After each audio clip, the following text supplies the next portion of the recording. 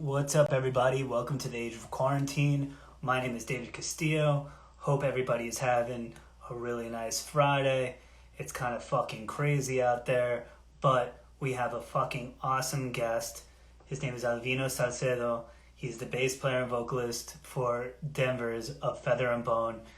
Put out a fucking crushing new record called Sulfuric Disintegration on Profound Lore this year. Really excited to be talking to these guys.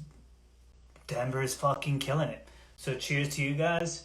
Thanks for tuning in. A little Three Floyds today, a little tequila. Let's bring in Alvino right now. Here we go.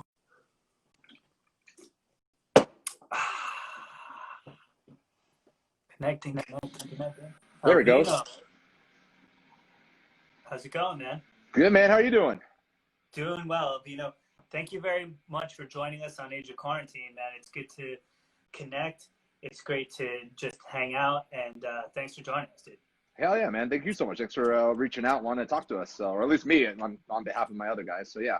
Yeah, for sure. Absolutely. It's absolutely great. You guys put out a monstrous new record. Super psyched on it. Denver's fucking killing it right now across the board. It's pretty special, I think, what's going on out there. So it's our pleasure. We wish we could see you in person. We've had some great Hopefully shows with soon. you guys in the past, but we'll get there. We'll get back Yeah. for sure. So, Alvino, here at Age of Quarantine, we kind of just start from the top and we try and just kind of chart people's, journeys through music, man, pretty much, getting back from when you were a kid to now and trying to just sort of, see how everything evolved, right? Because that's what the good stuff is. So Yeah, definitely. let me ask you a question. Were you born and raised in Denver, or how did you get to Denver? Yeah, born and raised right here. I actually grew up in like a suburb a little bit north of Denver called Thornton, which is a real shithole. But nonetheless, yeah, born and raised right here. So Got it. So you were just been always in Denver, and so that's really where you've kind of grown and come to prominence as a musician and doing stuff like that. When was the kind of like the earliest sort of memories you have of music, like when you were a kid? Did you start playing at a really young age? Do you have any like kind of musical family, anything like that? no, my parents not musical at all. My dad listened to like sports talk radio. My mom listened to like old doo-wop or like singer-songwriter kind of shit. So like she was like also like religious too. So like a lot of the stuff we listened to was like really mild. So anytime when I first started getting into like punk and stuff like that, she was like, hell no, you're not listening to any of this trash. And so yeah, so as a kid, nothing. But I think I was about 15 or 16, and we were actually in Mexico together, and I saw like a cheap Fender Strat knockoff, and it was like, I don't know, like 30 American dollars. And I convinced my mom. I was like, yeah, I want to play that. I want a guitar. Can you buy it? And she goes, yeah, absolutely. So she bought it for me, and I had no idea what I was doing. I think I didn't even have a guitar pick, so I used a bread clip from the bread bag as like a pick because I didn't know what a pick was. So yeah. So I had no idea where to get one. I had no idea what I was doing. I was just kind of like, oh shit, I guess I'm just gonna noodle around on this thing. And at 15, also I started my first job at this local record store. It was only like up the street from where I lived in the suburbs, but all the dudes that worked there were like these older guys. They're all into metal and punk and just like well-rounded guys who've been going to shows since like the 70s, and like they're been listening to music forever. So yeah, walking when you're 15, they just threw everything in the kitchen sink at me to listen to, from the Beatles, from Rush to Slayer to anything else I could like get my hands on. These dudes would just overexpose me. So when I started playing guitar, it just was basically noodling on Metallica riffs, just kind of guessing how to play them, looking at tabs, learning that way. And that's kind of was like, it exploded from there. I went from like 0 to 100 in a matter of like less than a year because I didn't really listen to any music before that, just what my parents listened to. And then my whole world just went boom. And I think I gravitated towards punk mainly because it was just fast, something I never really heard of before. And there was a dude at the store who was like a punk kid. So he's like, take this, listen to this, listen to this, listen to this. And it was just over and over with all this shit. So I was just kind of like, damn, I think I just like punk because it's fast. And and after that, like I said, it just exploded. Just learned about every type of music because it's also your job. You're working at a record store, so you got to like talk to every customer, whether it's hip hop or blues or jazz or whatever it may be. You got to be good at your job and sell shit to people. And like I said, 15 years old, I'm like, I'll listen to anything. I don't care because I've never been exposed to it. So after that, that's pretty much where it just exposed me to everything. That's pretty amazing because it's, for some people, we've had on the show, it's a neighbor, older sibling. Like, you never know how that sort of influence is just going to walk into your life at any kind of given time. And that just kind of sends you down the path.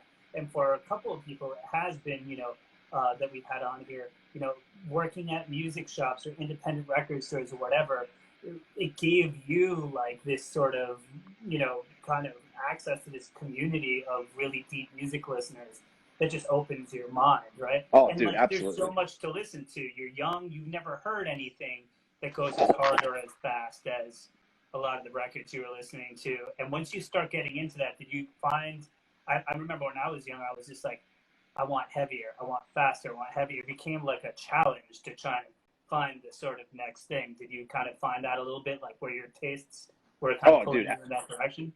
Absolutely. Like, it's like you hear the breakdown riff in One by Metallica and you go, that's the craziest, heaviest shit I've ever heard in my life. And then, you hear something off of Rain and Blood and you go, holy shit, this is even crazier. And I heard grindcore for the first time because that band Cephalic Carnage is from here. And those dudes are really close to the guys that worked at the record store. So they would do in-stores at night. And people in this suburb would just roll out by the hundreds to see Cephalic Carnage play a record store. And I was like, whoa, this is the craziest shit I've ever seen. I remember seeing Steve, who recorded our last album, Bestial Hymns of Perversion. Yes.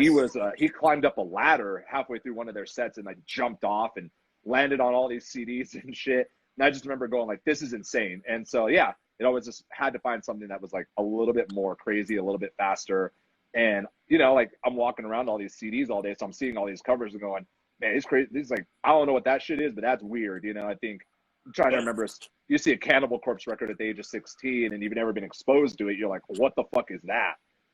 So absolutely. I think, and the nice thing was I could open any CD and listen to it. And it wasn't like I had to buy it. I would just open it, listen to it, and then we would shrink wrap it and resell it to somebody. So I was able to just kind of have like an encyclopedia of music at my hands, Yeah. And that's something really important to sort of state because, it's streaming, the internet wasn't quite nearly as developed, etc.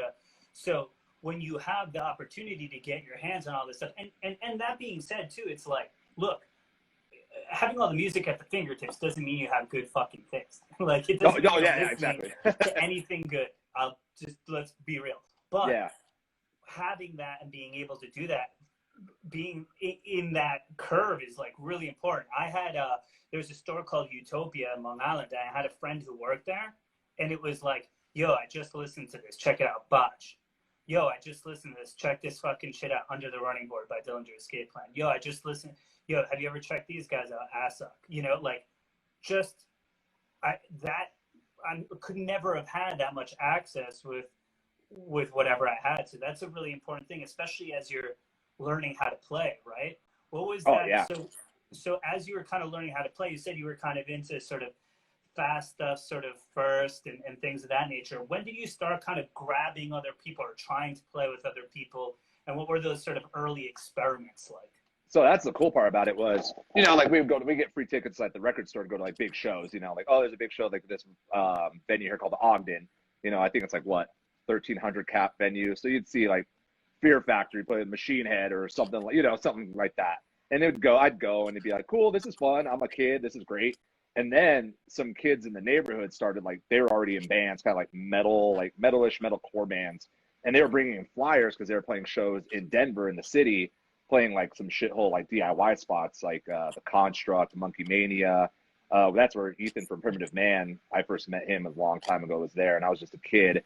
But beyond that, yeah, they would have shows there. And I was like, cool, these little handbill flyers of photocopied or like they were drawing on, dicks on dinosaurs or whatever. And, you're like, these kids would come in and you go, oh, they're my age. It's not like these old dudes I'm going to shows with. These kids, like, these are dudes my age. And, they finally reached out and like, hey, we're in a band. You should come check us out. Like, you do like heavy stuff. And I was like, yeah, fuck yeah. And from that point on, it exploded. It just like right there, I met tons of different people and different genres. Like Denver's not a big place. Like I think, like when you're on the East Coast, I think that's this misconception a lot of people get when you're from a small place like this. Yeah, the city's big now, but before it was nothing. This was a tiny ass place. And when you had a show, everyone just played together. It'd be a grind band, a hardcore band, a punk band, black metal band, whatever may have you. Everyone just played the same shows because there wasn't as many options. Crust was really big in Denver for a while. And so you just went because it's like all your friends are there. It's something to do on any given night in shithole Denver and, in like the late 90s and early 2000s.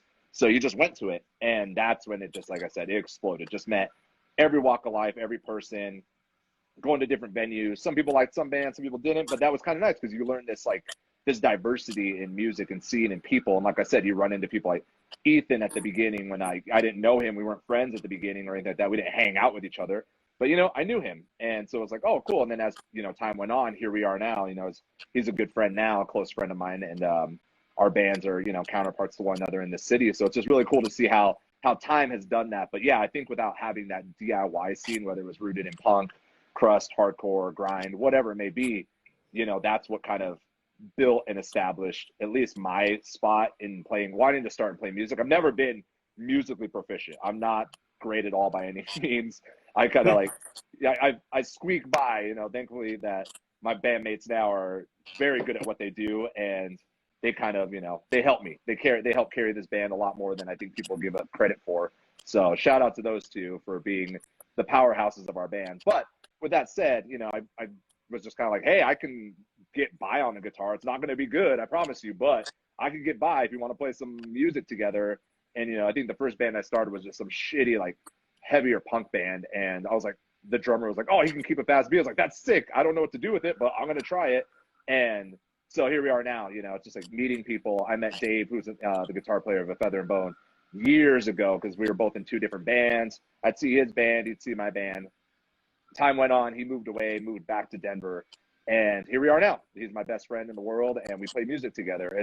But having that scene that was already laid as a foundation in Denver was just kind of one of those things where I was like, oh, I remember you. Yeah, you remember me? Cool, let's try and do this. And Preston kind of fell into that groove as well. He's a little younger, but he fell into that groove as well, and that's how we all kind of met each other and were able to, as we got older, start this band and really, take it to where we wanted it to go. Sure, because it's like, I feel like once you kind of bridge that gap, right? You see big fucking shows. Some of my earliest shows are seeing Rancid and Deftones around the Fur era, and even something like from my neck of the woods, I'm 37, Vision of Disorder and Sick of It All were on MTV2. They were blowing the fuck up. So those are still 600, 700, 800 to 1,000 person shows, which is insane. And but then once you get to that level where you're like, oh, these motherfuckers are my age, and they're only from 2 towns over, and they're doing this, and they're 5 years older than I.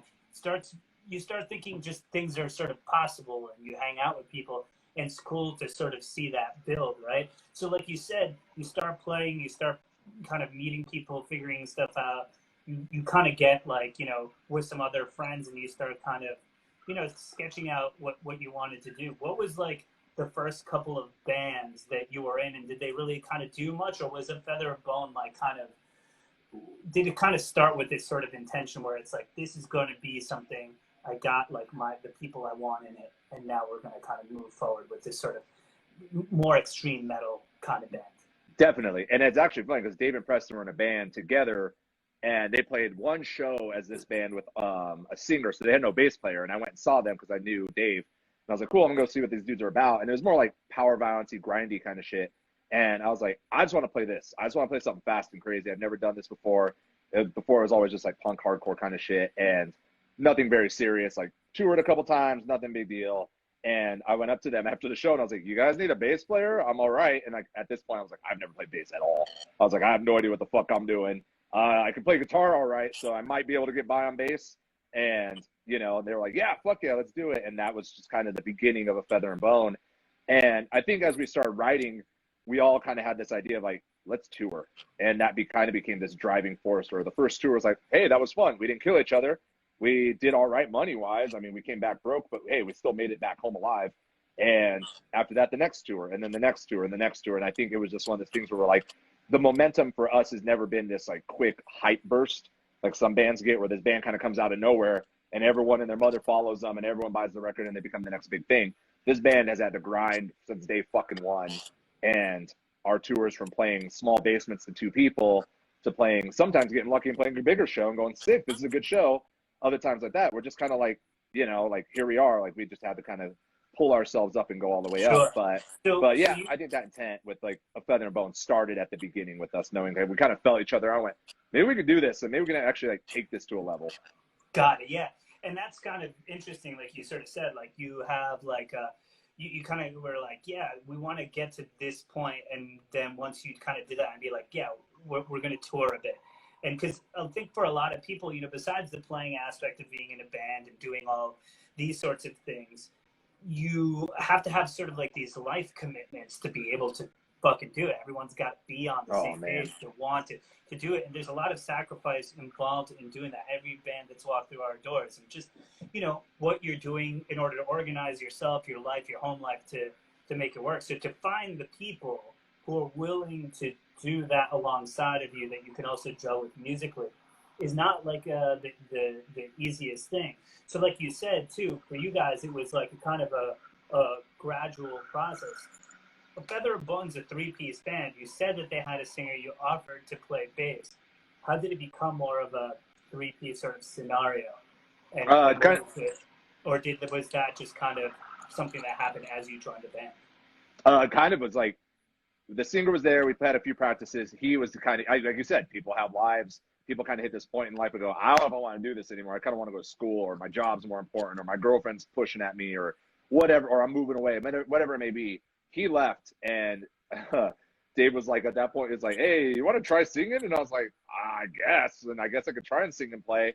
And the first few times were awful, terrible, you know, and it's just something I've had to grow into. But I think when we hit the three-piece stride and start touring that way, we're like, well, this is easier. There's less of us.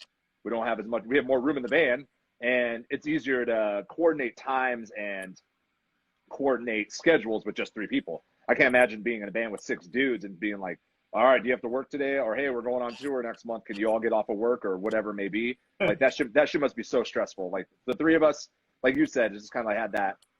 We all kind of found that idea of like, this is what we're going to do. We're going to tour. You know, Dave has a very good job. He's a prestigious chef here in Denver.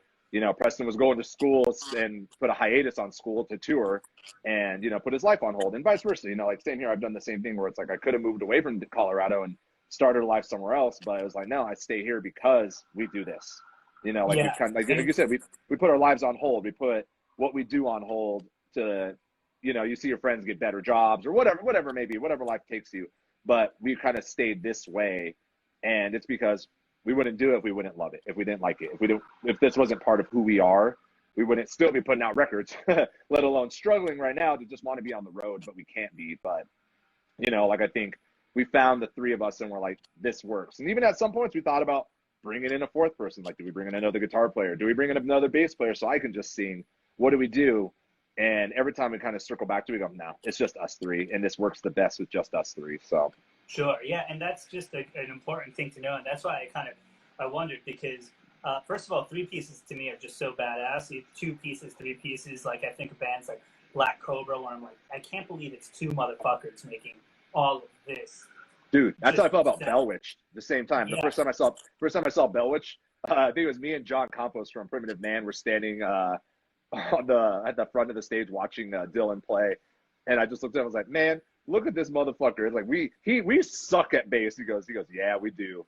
So it's just funny to see a band like that be like so proficient with 2 dudes and sound so massive. Yeah, you're right. It's something that I think a lot of people aren't ready for or aren't used to. They see a 3-piece come on stage and they go, what's this going to be? This is going to be weak because they don't have that other guitar player with the stack, although Dave plays with 2 full stacks. I think some people see us and go, oh, this is like, maybe write it off. And then on top of the name, people are going, oh, whatever this band, who knows what they're going to be like. So it is something we have to push hard every time we play live to be like, there's 3 of us, but we're about to punch you in the face repeatedly. Sure, yeah, and and I think that's really cool. There's like a lean approach there too, where I feel like in groups like that, there's nothing wasted. Like, oh man, everything's clear and it's coming in and it's strong. And you can't hide. Beautiful. Yeah, no hiding. You know, there's no hiding. I can't hide behind. Yeah, I can't hide behind the guitar because it's just gonna come out, or vice versa. Dave, he fucks up, you're gonna hear it. Preston fucks up, you're gonna hear it. We can't hide behind anything. We have to be spot on our game every time, or it's gonna sound loose and it's gonna sound, you know, just bad. Yeah, I mean, I remember the first time when I've seen you guys in New York, and I saw you guys at Vitus and stuff, and I was like, I didn't know you guys were a three-piece. I was like, fuck, okay, and it banged, you know, and I was Man, that surprised. was the best. That was the best show. Like being in like this age and time of not being able to play shows or tour. Like I look back on that show and go, man, that was one of the best shows we've ever played. Sick. Like, Well, we yeah, love to hear that. yeah, dude, it was just a good like. I think as a band, we were always like, oh shit, we're playing Saint Vitus. Like, this is happening. We're going to Brooklyn. We're fucking playing here. And it was everything and more. Like being there with Tomb Mold, and it was just like, yeah, it was just like one of the highlights of that whole tour. Fuck yeah, man. And that makes us feel good because we're here. We're like we're like a PS4. We're like a PS5. Now it's a five. We're an elite gaming console, but if you don't have the right games, it sucks. It So sucks. It's no fun. we need the good bands in order to Oh, make thanks, man. what we Appreciate it. do work right.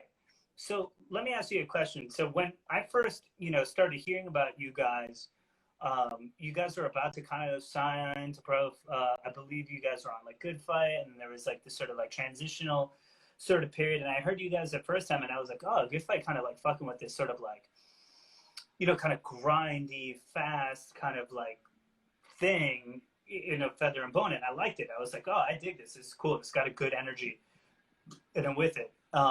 And then that kind of showed some influence. And then there was a little bit of a change that started to happen where there was a little bit more of a death metal incorporation and stuff like that to it. But I still think it retained a lot of the ferocity and the energy that was found in this sort of like more crusty, hardcore-y, sort of punky thing that you guys had. You just kind of evolved it a bit over time. What was like the beginning of the band to kind of making a little bit more of like a stylistic switch? Like, was it just something that like over time it's like, hey, why don't we just start incorporating this vibe? How did that sort of writing go for you guys once you kind of like already took the Embrace material out?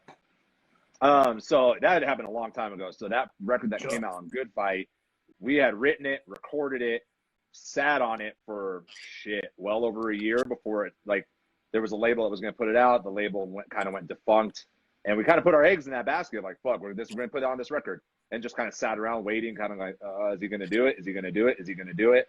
Finally, he was like, he pulled the Band-Aid off after, like I said, almost a year.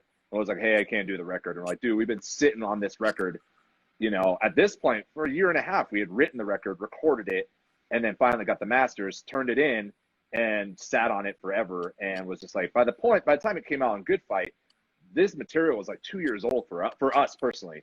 We had written it, we had played it. At this point, Dave was already writing, maturing, evolving like any musician does, and people are like, oh, you changed so fast. It's like, I mean, listen to Dark Throne. How many times did they fucking change and no one gave them shit for it? How many times have other bands evolved or changed and no one bats an eye at it? Yeah, we fucking changed a little bit, and everyone is like, oh, throw this poser band off the boat. Fuck these guys. These guys just kind of did this. Yeah, and it's like, no, you don't understand. Like, we sat on that old record for a long time. You know what we call those people? People who don't make music. Because exactly. They just don't know what it's like.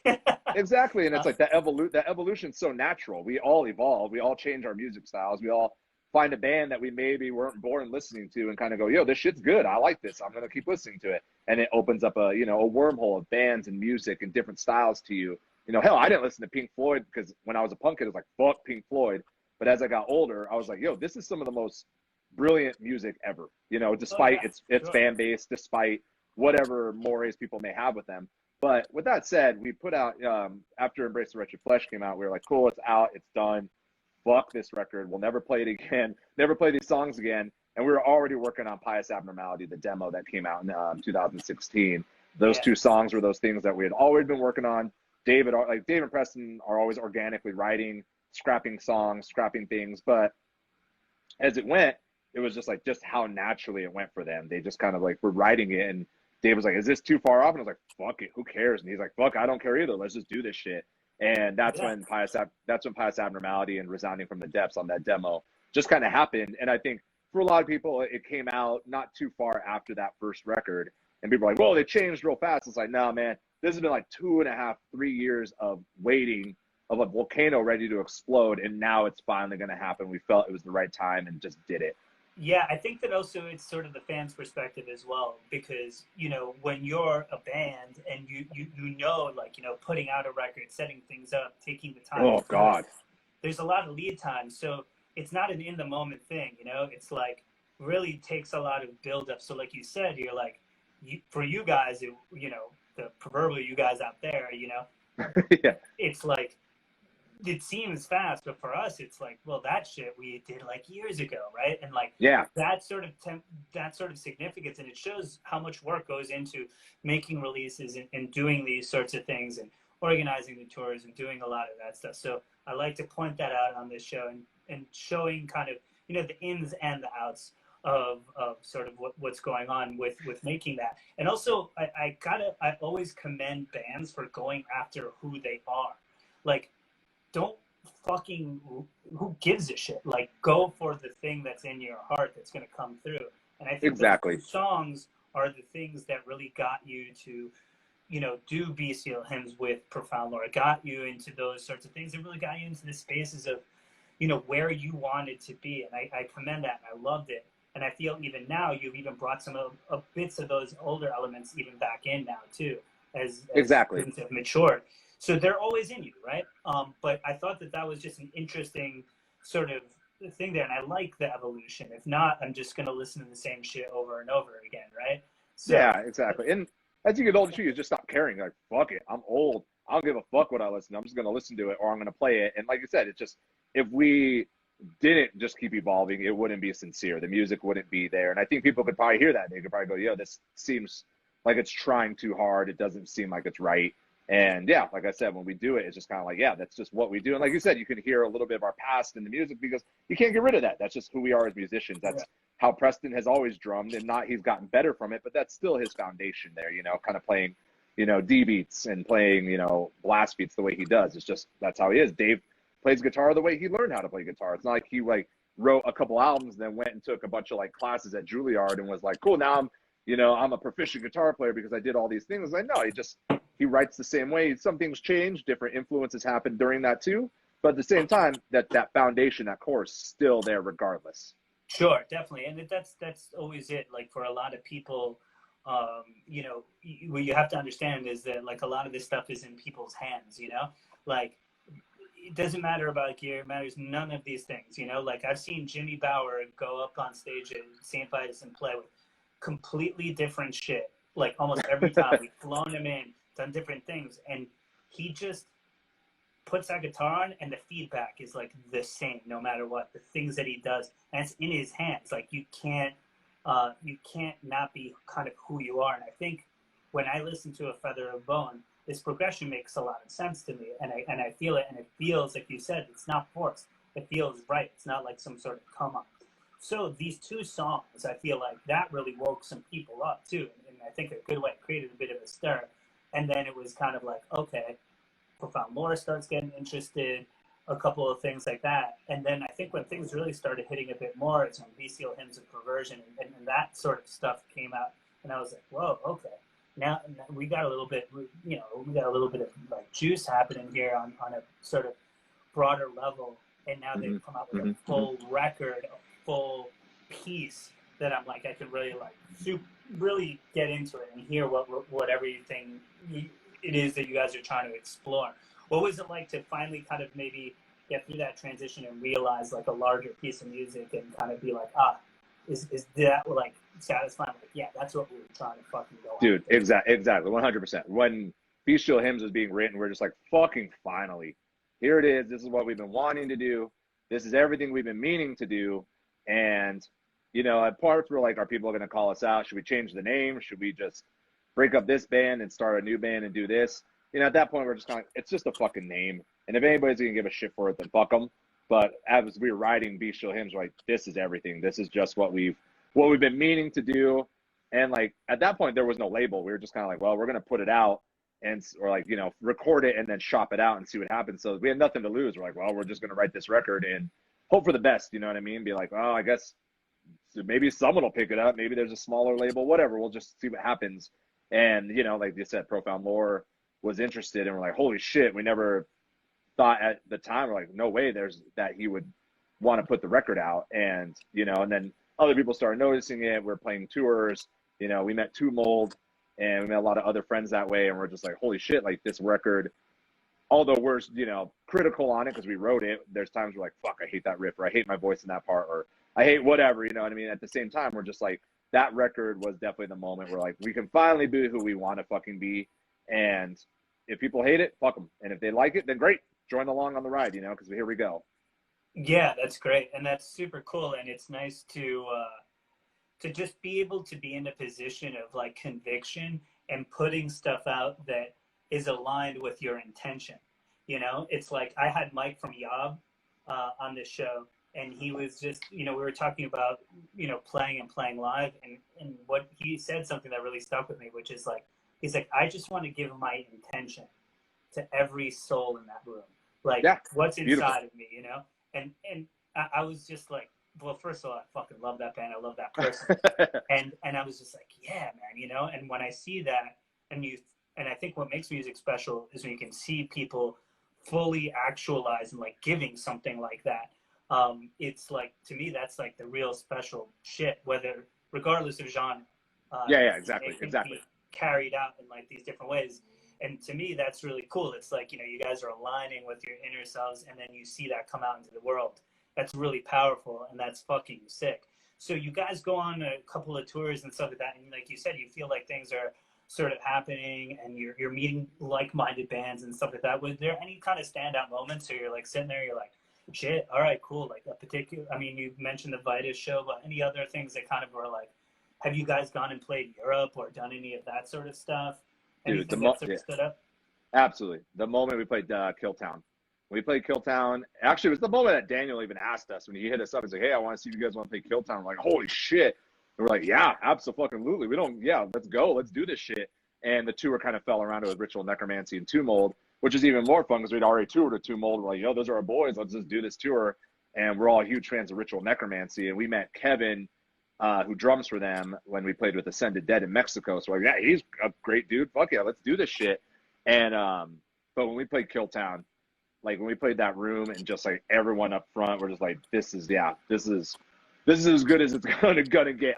You know, if this band were to end tomorrow, or we ended, you know, tomorrow from right now, it would be all worth it, because that show alone was like, this is it. And then the tour following it was just like a highlight too. Like, I think that was about a little over a year ago now, and like, you know how Instagram reminds you of your fucking memories and likes to poke at it and like remind you of like, hey, you used to do cool shit and now you're stuck at home, or you're wearing a mask every day. Those, like, I was kept reposting it, and it was just like, man, I'm sure people are sick of seeing all these pictures that, you know, were from Europe, but it's like, this was such a cool time for us to be there.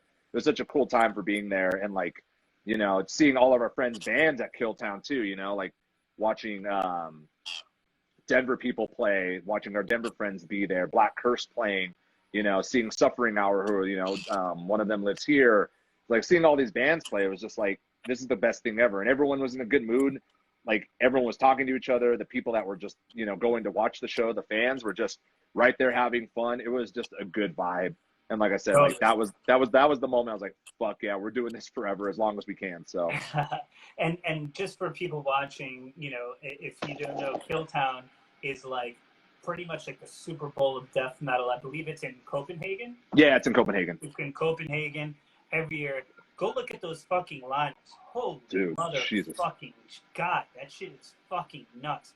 Great shit. And yeah, I saw, you know, every year I have to kind of like look at that and sort of be like, you know, like, yeah. And honestly, if anybody's watching this and like whatever, and you hear me right now, even if the lineup you're like, nah, just go anyways. Just, Copenhagen's the best city ever.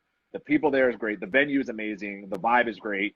And yeah, like I said, even if you don't really, if it's like 2 out of 10 bands you want to see, it's still worth it. Just go, because that's all I got to tell people. And I think that there's a lot to discover there too. You know, they do a great job. I look at those lineups and I'm like, you know, I know a lot of the American stuff. I might know some of the bigger European stuff, but there's always stuff that sneaks by my radar or different things. So I would encourage people, if you like death metal and stuff like that, seek some of that stuff out. It'd be interesting what you find. The curation there is fucking awesome.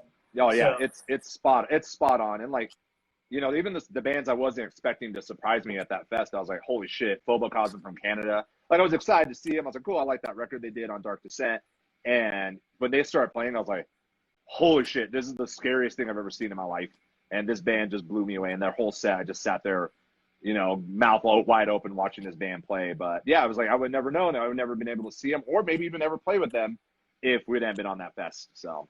Sure. Yeah. And I love that. And that's really great. And you're getting to see the world traveling through music, which is it's a very specific, kind of thing, like not a lot of people so unique the world that way, but then also to be able to go to a foreign place and share something, like, hey, I'm not just like a tourist. I'm like here and I'm an artist and I'm giving something else. It's a really wild experience and it's something really cool. And to me, that's like a great level of success. It's just like an amazing thing to happen. I went, my band Primitive Weapons opened for Dillinger Escape Plan on a tour in the UK. It was one of the greatest things I've done, and it's just so cool and unique as fuck. And like you said, you're like you said the key word artist. Because when you go to Europe, they treat you like you're an artist. They treat you like what you're doing is legitimate. When you tour out in the States and you're eating in a Taco Bell parking lot at 2 a.m. and one dude has his clothes off because he's like they're drying on the back of the van, people look at you like you're homeless. They go, oh, this is like some hippie ass band on the road because they all have long hair and they're bathing in a Starbucks bathroom. But out in Europe, they go, nope, we're going to feed you here. We're going to feed you at this time. You got a place to stay. The venues are taken care of by their local governments. It's like they treat art and music as something crucial, something, essential to them, whereas out here, they're like, out here, it's like, yeah, I don't know where you're going to stay. Good luck. Stay on the side of the highway for all we care. It's such a different vibe out there than it is here that, yeah, when you kind of like look back on it and go that you've toured Europe or other places even, we haven't been fortunate enough to go to Japan or Australia or anything like that. But yeah, you look back on it and how other people just don't get it. It's just a thing. And it's like, I hope every band gets a chance to just like have that opportunity to go see it, because you really do take for, there's things that are great here too that aren't out there or out in the world, and you kind of come back here and go, man, I do like, being on tour out here. I like the West Coast. I love the East Coast. It's just like, sometimes you miss those things. It just kind of opens up this, like, this perspective of it. Sure, absolutely. And I think for us, we, at Saint Vitus, we've taken a lot of inspiration from that sort of stuff. Artie and George, my partners, have toured Europe and done other things like that. And we just, you can always learn from people and learn from things and try and understand them and bring those things into your game. And even if you're, watching other bands who are really good and seeing how they operate, just how they do things from afar is always a really interesting thing. You look under the hood, you see what's going on, and you can appreciate. I appreciate what Kotan does. I appreciate some of the things that absolutely. go on, and you kind of can bring that influence into you and learn from it. I think that's all really important stuff. So, dude, yeah, that perspective opens up so much. Like that, I guess that's just life in general. When you travel, you learn about other cultures, you learn about other people, you learn how other things work, and you come back home and you go, wow, I feel like I'm a different person, but that doesn't mean that you have to sit and sulk like, oh, I wish I was back out there or whatever. It's like, no, it's like bring what you learn from those cultures to your culture. And hopefully as other people travel more, they all kind of come back and go, you're right. Shit is like different out there. And not everything is, especially out here, the middle of fucking nowhere, USA, driving outside of Denver, there's, questionable shit all over the place. But, it kind of just brings you back to a place and going like, no, I've been out there and I've seen how those people live. And yeah, it just kind of humbles you, and not humbles in a like where like, oh, poor them, more like, man, they got it figured out there. Maybe we need to figure shit out here too. Yeah, and I 100% agree on all those points, and it's definitely something to say, and it's something to experience, especially if you do play. So you go and you do all this stuff, you get all this touring, you're feeling good, things are doing pretty well, and now you start writing your new record, Sulfuric Disintegration. The record's fucking great, man. I fucking Thanks, man. really Appreciate like it. Thank you so much. It's one of my, that, Necrop, Funeral Leech. There's a bunch of records that came out this year, I think, in a little bit of the death metal persuasion that I really like, and that's one of them. It's got a unique energy to it. I think it's a nice sort of progression from, to me, it's a bit of a blend. It brings together, I think, some of the stuff that was on Embrace, and the cavernous death metal thing, and it tightens it up and brings it to another spot. I was really into kind of, it felt like a bit of a culmination. It felt like, okay, we learned how to do this, we were here, and now we're like a bit more in a feather and bone territory purely, which is a really nice thing to kind of arrive to. What was it like writing the record? And what, you know, you just put it out, I mean, this year during these sort of wild times, what was it like kind of releasing it in this sort of COVID world? Oh, man. Well, when we got back from Europe, we were already pushing to write a new record. So that was a year ago. And we're like, fuck it, let's put another record out in 2019. We're like, we did it in 2018. Let's do a full length in 2019. And we started killing ourselves writing this record over, I guess it'd be like last fall into the winter. And we're like, we're going to record a new record in March. And we told Profound Lore, it's like, we're going to give you a record come April or May. And he goes, you guys sure about that? You guys want to put out a new record? And we're like, yeah, we're going to fucking do this. So as we were writing it, doing it, we came to about, I think the deadline was March, what I remember. And man, it sucked. Like I think we like came back and listened to the songs that we had written. And we're like, man, I hate, like Dave was like, I hate all these songs. I was like, so we're going to scrap the whole record. It's like, cancel recording. We're not putting this record out. We'll wait. So we kind of sat around, waited on that. We're like, maybe we'll just kind of see what happens. And then as like the Skeletons started writing for Sulfuric Disintegration, some of those riffs kind of made it from those older songs, but pretty much scrapped the whole record and then came into writing this record. So we're like, we have all this material. Some, like I said, some riffs kind of came and Frankenstein themselves in. And even the song title, Sulfuric Sodomy, was a different version of a song that we played on a European tour that we just changed. And we're just like, you know what? I think we've just felt like this rush to put out a record. We felt like we needed to, I don't know why, maybe stay relevant for some reason. We felt like, oh, Bestial Hymns is out. It's time to just put something else out immediately. And we're like, maybe like people expect this OSDM thing to kind of like just be always churning out records. And we were just kind of like, you know what? Let's put a pause and let's just wait and we'll take our time writing this record. And that's when Sulfuric Disintegration started being written. And we're just like, cool, this is kind of coming together. Like I said, Dave had some ideas. He's like, you know, I want to take some of these Merciful Fate style songs and speed them up. And I was like, yeah, do whatever you want, man. Go for it. Go crazy. Like, write whatever you want to write. And that's how it just kind of happened. Everything just started falling naturally. Like I said before, the way him and Preston write together, super organic. Dave's not at home writing out full song structures and going, cool, we're going to do this. We're going to go into a hammer blast here. Then we're going to slow it down. Then we're going to pick it up again. It's like, no, he comes in and goes, I kind of have a riff. How do you guys want to start this song? It's like, let's start with the blast. He goes, all right, go. And then so it's a very in the room, in the moment. Oh man. 3 hours later, after yelling at each other, Preston needing to go to the bathroom 18 times and, you know, a couple stressed out moments, we have a song. And then we'll, you know, record it. We'll record it with our phones, come back to it and go, and, you know, Dave's like, I don't like this riff. I don't like this riff. I don't like this change. And that's just kind of how Sulfuric Disintegration was written, was just kind of like, let's go in, let's just write. And as the crunch time started coming down, where we're like, we had planned to go to Philly in May and record the record with Arthur Risk. And then we were going to go to New York right after and play Vitus for Zach's fest out there. Yeah. And we were going to do that. And we're like, cool, here it comes. And then COVID hit. And we were like, shit. Like, we took a couple weeks off from each other. We're like, you know, let's just kind of like, you know, see what happens with the world. We're like, well, this shit ain't letting up. Do you guys want to keep writing? We're like, let's just keep writing. So we kept writing, and it was kind of falling into place. Like, this record's working. These songs are good. We like what we're writing. We like what we have. And at that moment, we're like, fuck. So we kind of figured out with Arthur, like, maybe we don't want to fly out to Philly. Maybe you can come out here. He was like, I don't know if I have the time. And that's when I looked, you know, our friend Ben Romsdale, who I actually went to college with, and he had played music with Ethan a long time ago. Then we were like, I was like, hey, dude, you want to track the record? And then we'll just send the files off to Arthur to mix and master. And everything just kind of started falling into place. And that's when we're like, cool, we'll record in July of 2020. And, you know, Profound Lore's like, we'll get it out in the fall. We're like, damn, that's a quick turnaround. He's like, do you guys want to wait until 2021? We're like, you know what? If there's anything I know, there's probably a ton of bands right now, musicians sitting at home who have been riffing and writing and plotting for 2021 to drop a new record. And I have a feeling next year we're going to see an onslaught of bands. And we're like, do we want to get lost in that?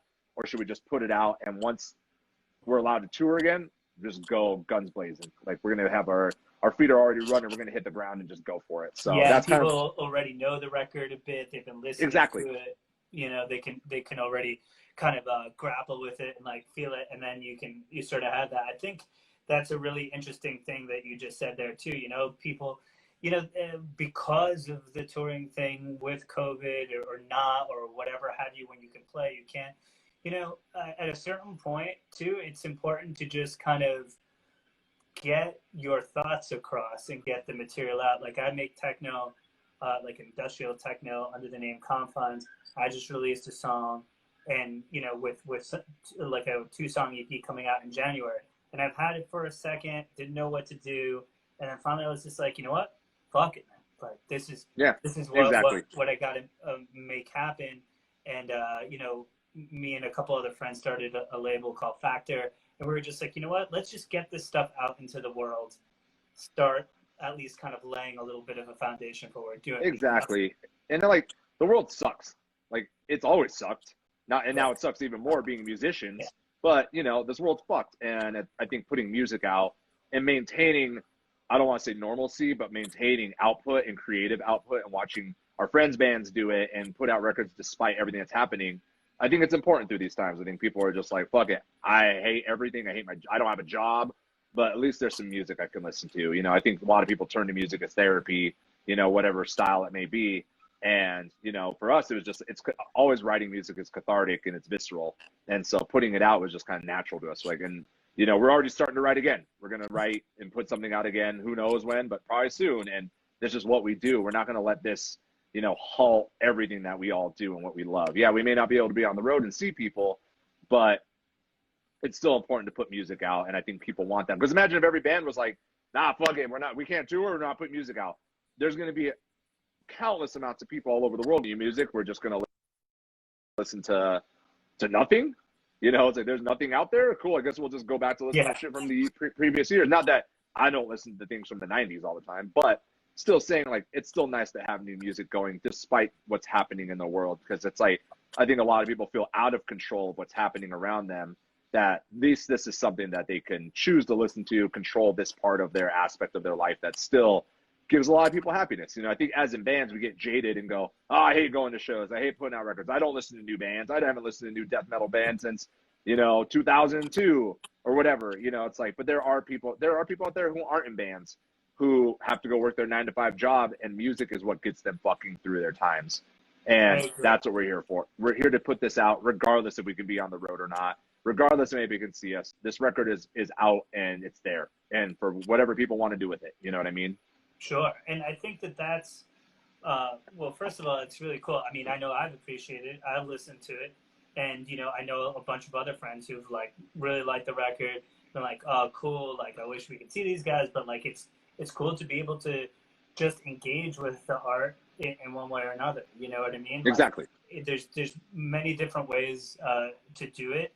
And I know one avenue is closed down, but that is really cool. I know a lot of people who put out records have received a lot of great feedback, sort of like, hey, man, yeah, I've really been digging this record, and this has sort of been getting me through, and different things like that. So I think that the thing that live music does that's a really awesome thing is that it gets everyone together, and you're able to commune in this way and have these sorts of rituals of, like, really, like, just feeling insanely alive, like, in a way that our typical late stage capitalist bullshit lives, like, really don't let us sort of express. And so, like, you miss that part, but in a way you can at least get some of it and get that into you, and maybe let it flow out in another way. And then when we exactly it'll be there for us, right? Like, hopefully, you know, hopefully sooner or later, a feather bone can come and play at Saint Vitus Bar, and we can have that time, and we can listen to the new songs and commune and celebrate it the way that it should be. So we're all definitely 100% looking for that. So we got like about 10 minutes left, and Alvino's got a lot of things going on. Don Salcedo has a lot of things going on. And there's a couple of things I wanted to get into before we wrap this up that's more on a personal level. You're a great photographer, man. Oh, thanks, man. Appreciate it. Beautiful photographs. Mostly a lot of like portraiture, like landscape kind of, photography. Very beautiful. I mean, obviously, where you're from has an abundance of that. How did you kind of get That's into why. photography? And there feels like it's always interesting to me, or what I really love is when I find out that artists have these different pastimes that seem very different to the art that they make musically, right? Like A Feather and Bone couldn't be more sort of chaotic and cathartic and wild in this way. And then your photography is very the opposite. It's very sort of serene and natural and beautiful.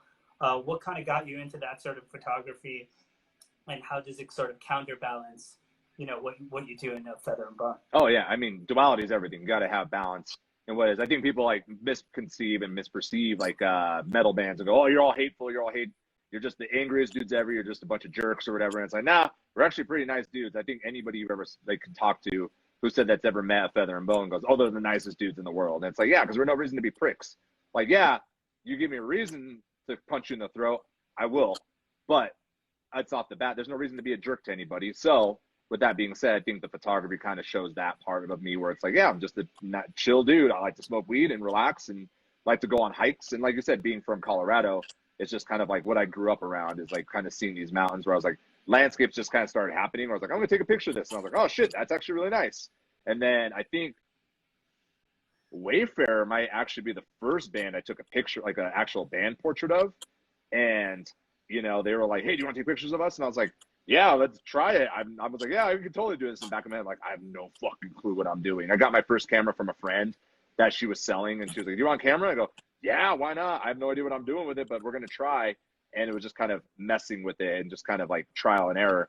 And after the Wayfarer shoot, I think it was Primitive Man after that. And then it kind of snowballed where I was just doing all these different band pictures and Blood Incantation. We did stuff for Hidden History, the new Suffering Hour that's coming out next year. Just all these different bands started asking me to do pictures. And I was like, oh, well, I guess we're going to do this. And, kind of had to like fake it till you make it almost. And, at that being with that said, like, I think the landscapes are just one of those things where I'm like, I go out by myself, I go on a hike. Hiking regardless is just fun for me. It's just like, it's a way of getting out of the city, going up to the mountains, doing my thing. And like having a camera is just kind of natural to have with me now. Like, and at the time I was like, I'm just trying too hard to take pictures, but now I'm like, I just take pictures because it's fun. And like I said, whether people like it or not, don't really fucking care. Like I said, it's just kind of more of like it's just an outlet to get out that I think I've always wanted to do. Like whether being on the road and like how, you see all those old bands that have like old VHS, like, camcorder documentation of being on the road. I always have the best time watching those kind of things from bands. Don't care what band it is, but it's just cool when it's a band you like and you can kind of see this old footage of them being on the road, goofing off, or, the same shit you can relate to when you're in the van and you have nothing. You're like, you've been on the road for 9 hours. People start going into madness and saying weird shit, and you listen to the weirdest music you've never thought you'd listen to. But it's just one of those things that was always fun. I guess it was just a documentation kind of like idea and mindset behind it. And, every time we're on, ask the dudes on, in the band when we're on the road, it's like, they know what that bag is. That bag has my cameras in it. And, and like, I think at Killtown, I was in the front row for most bands with my camera, just shooting photos the whole time because it's just part of what I do. And yeah, like I said, it was just trial and error, fake it till you make it. Here we are now. And to all the bands that have let me take photos of them and been published multiple times, like Decibel and other magazines, it was just one of those things like, I don't know how it happened, but it happened. And here we are now. And so, yeah, Yeah. it's just like, even ask the bands here too, where it's like, don't charge anybody. I don't care. It's like, you're all my friends. I like hanging out with you for an afternoon, taking pictures of you. And I know what it's like being in a band and having costs, whether it's merch, photos, video, whatever it may be. It's like, if I can take that financial burden off of of a band, then fucking cool. It's just a win-win. My photos get out there. They get, photography for their release or whatever they need it for. And done. It's just a good symbiotic relationship. And like I said, It's it's good like for it's the musical community. It's cool. exactly. You guys are all supporting each other.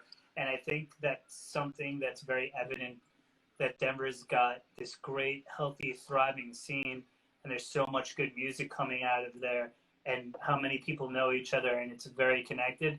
I don't think that those things are mutually exclusive. I think they're because of one another.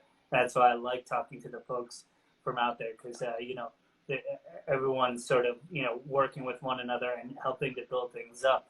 that's the way it gets done, folks. That's the way these DIY communities who Absolutely. produce absolutely fucking awesome music, awesome art, and stuff like that.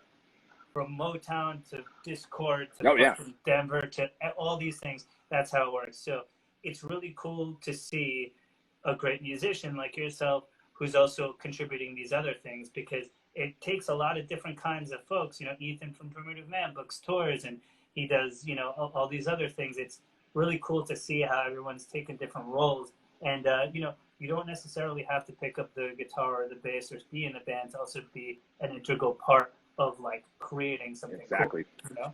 Exactly. So That's why the photographer is so important. So yeah, definitely. I think that's super important and like really awesome for, you know, people watching and stuff like that too. It's like everyone's got a role. You can participate, you know, and like that's really cool and important. I especially think for people to know. I mean, I didn't start playing in bands. I started booking shows and doing stuff when I was really young, and I got into a band only when I was in college and stuff. So that kind of yeah. stuff has always sort of followed me. I was good at one part of things and then ended up playing and so on and so forth, you know?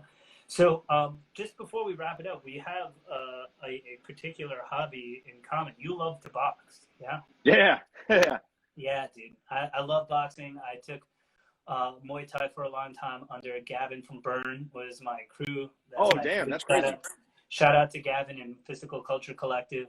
So how does just training, so you like to take the photos, and then training, I'm sure, helps you kind of on the day-to-day. For me, it gives me a lot of peace, and it gives me something else to focus on, right? Do you feel the same way? Yeah, I do, 100%. And that, again, metal band, people think you're angry. You fight, they think you're angry, think you're a jerk. And it's like, actually, no, I'm the most chill dude. Even like my partner will be just like, why don't you ever show any emotion? It's like, because I'm tired. Like I got it all out physically, and I've gotten it out, you know, cathartically through music.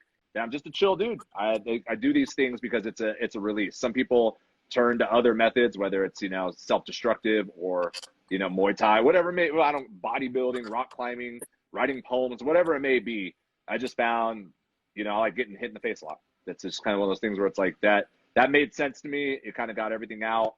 And yeah, man, it was definitely one of the best decisions I ever made. I got into it when I'm older, but with that being said, you know, it's like, it's kept me healthy. It's kept me in shape. It's kept me allowing to be on the road and be on tour. You know, I never wanted to be like an old guy on tour who's falling apart because of my health. You know, I'd rather be able to stay strong and healthy when we're out there to like help load gear or just play a set every night. You know what I mean? Or just the rough lifestyle of being on the road every day where you get a lack of sleep. It's kind of one of those things where it's like, also it's away from the music community. Not saying there aren't people from the music community who come in and join and take a couple classes here and there, but it is kind of like almost a complete step away from everybody I know to a different community of people, and kind of going like, damn, this is a whole new world. And I like that. I like meeting new people. I like meeting new backgrounds. And our gym is so important because it is outreach. It's, you know, like we know having those kids are never going to become great fighters, but they're there and they're not on the streets.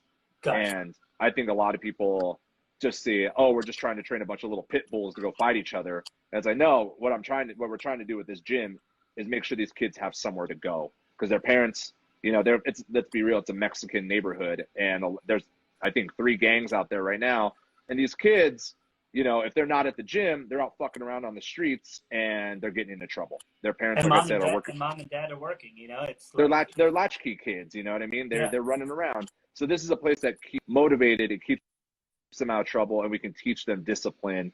And that's what really clicked with me with this, was the community base behind it. Like music did. It was just a community thing that clicked with me, that meant people are doing good things to help each other, to excel at things. And like I said, some guys fight, some kids go in there and they fight, and you just see their confidence blow up through the room for them. And you know what I mean? That's the most important part about, you know, what I love about it. Besides the personal health aspect, it's more just like watching how these kids grow in confidence and strengthen themselves, and how half of them are like, yo, I'm going to fight this kid at school. I can't wait to go beat his ass up because I learned how to punch. It's like, then you kind of go, did you ever get in that fight? They go, no, I don't need to. And you're like, why? And they're like, because I don't need to. I don't need to prove anything. I was like, exactly.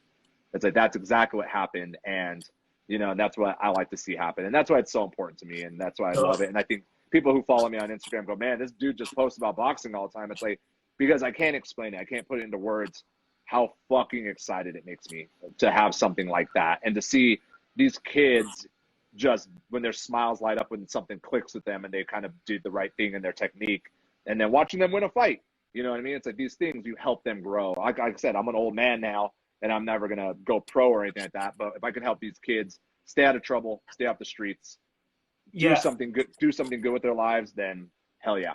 Yeah, definitely. It's about the lessons and the journeys and things like that. And I found a lot of the same things for myself, and it's been a great way to create balance and do all that. And it sounds like an amazing spot. We're almost out of time. Alvino, I just want to say thanks, man. It's been cool to connect again. The record is fucking great, guys. Sulfuric Disintegration of Feather and Bone. It's out. Hell yeah. Go check it out. Alvino, you take care of yourself. And you too, man. Thank you so much, man. Appreciate it. We're here for you when the world is back online. All right. So. Oh yeah, we'll be back. And I'll talk to you soon. All right. Peace. Take care, man. Thank you again. Appreciate it. Take care.